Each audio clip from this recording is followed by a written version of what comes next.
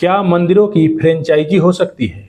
क्या राम का जन्म स्थान अयोध्या के अलावा कहीं और भी हो सकता है? क्या भगवान जगन्नाथ का मंदिर भुवनेश्वर के अलावा कहीं हो सकता है? अगर ऐसा नहीं हो सकता तो फिर केदारनाथ धाम कैसे हो सकता है? कैसे संभव है कि केदारनाथ धाम उत्तराखंड में भी हो और दिल्ली में भी? नमस्कार, मैं हूं निखिल। जनता बोध में आज इसी विषय पर बात करेंगे। ज्योतिष पीठ के शंकराचार्य स्वामी अविमुक्तेश्वरानंद ने केदारनाथ धाम में 228 किलो सोने की चोरी होने या घोटाला होने का आरोप लगाया। उन्होंने मीडिया को कटघरे में भी खड़ा किया और कहा कि मीडिया भी इस पर चुप्पी साधे हुए है, सवाल नहीं उठाता। सुनिए क्या कहा। जो हमारे धर्म स्थान है वहाँ पर राजनीति वाले प्रवेश कर रहे हैं और अब हमारे धर्म स्थान में जहाँ प्रवेश करने में दिक्कत हो रही है, आप केदारनाथ में देखिए 228 किलो सोने का घोटाला हो गया। आप पत्रकार लोग क्यों नहीं उठाते हो? तो जब वहाँ पर घोटाला हो गया तो अब आप दिल्ली में केदारनाथ बना लोगे, वहाँ पर फिर दूसरा घोटाला करोगे। 228 किलो सोना केदारनाथ से गायब कर दिया गया। ये कहाँ का नियम है? क्यों नहीं उठाते हो प्रेस वाले इस बात को? आज तक कोई जांच तक नहीं बैठाई गई। 228 किलो सोना का घोटाला केदारनाथ में हो गया। कौन जिम्मेदार है? क्यों इस बारे में जांच नहीं होती है? क्यों भाई इस बारे में निर्णय नहीं होता है? और अब आप कहेंगे हम दिल्ली में ही केदारनाथ बना लेंगे, ये नहीं हो सकता। इस मीडिया इंटरेक्शन में शंकराचार्य ने दिल्ली में बन रहे केदारनाथ मंदिर पर भी बयान दिया। शंकराचार्य सोमवार को मुंबई में उद्धव ठाकरे के आवास मातोश्री से निकलने के बाद यह बात कही। मीडिया ने उनसे पूछा कि दिल्ली में केदारनाथ धाम जैसा मंदिर बनाने की बात हो रही है।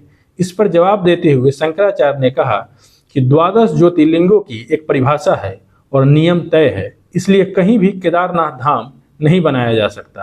केदारनाथ धाम दिल्ली में बनेगा, ऐसा कहना गलत है। क्या है दिल्ली में केदारनाथ धाम बनाने का मामला? दिल्ली के बुराड़ी स्थित हिरंकी में श्री केदारनाथ धाम के प्रतीकात्मक मंदिर बनाने का विरोध शुरू हो गया है। चारों धामों के तीर्थ पुरोहित सरकार के खिलाफ प्रदर्शन करने लगे हैं। बद्रीनाथ, केदारनाथ एवं यमुनोत्री और गंगोत्री धाम के हजारों तीर्थ पुरोहित सरकार के खिलाफ धरने पर बैठे हैं और प्रदेश सरकार मतलब उत्तराखंड सरकार के खिलाफ लगातार प्रदर्शन कर रहे हैं। भाजपा शायद अयोध्या में अधूरे मंदिर के प्राण प्रतिष्ठा के बाद आए चुनाव परिणाम से सबक नहीं सीख पाई है, जो केदारनाथ उसकी पवित्रता और भावनाओं से खेल रही है।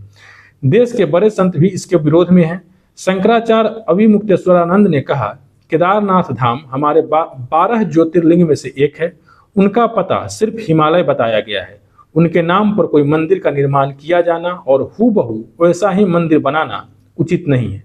उन्होंने कहा, भगवान शिव के मंदिर बनाने का हम विरोध नहीं करते, लेकिन केदारनाथ धाम की प्रति बनाकर यह कहना कि जो वहां नहीं जा सकते यहाँ आकर पूजा कर ले, यह उचित नहीं है।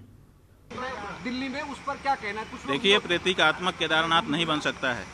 हमारे यहाँ शिव पुराण में 12 ज्योतिर्लिंग का व्याख्यान किया गया है। बताया गया है कि 12 ज्योतिर्लिंग होते हैं। 12 ज्योतिर्लिंगों के जहाँ नाम बताए गए हैं वहीं पर उनका पता भी बता दिया गया है।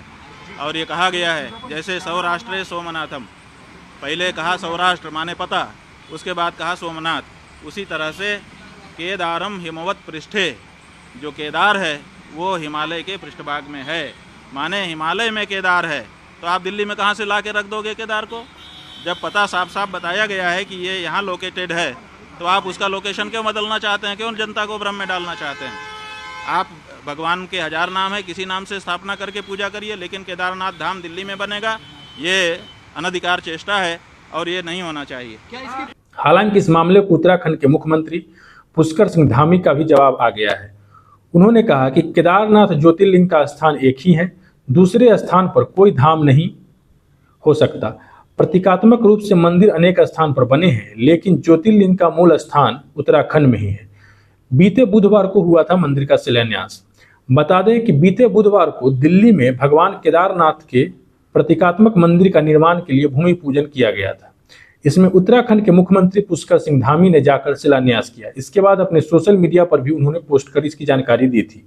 इसके बाद केदारनाथ घाटी की जनता और केदारनाथ का पंडा समाज आक्रोशित हो गया।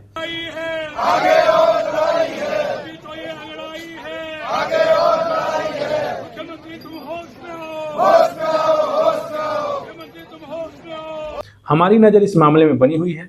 आगे किसी भी अपडेट की जानकारी हम आपको देंगे। तब तक के लिए धन्यवाद, आभार। मैं निखिल कुमार। अपना ख्याल रखें और जनता बोध को जरूर सब्सक्राइब करें।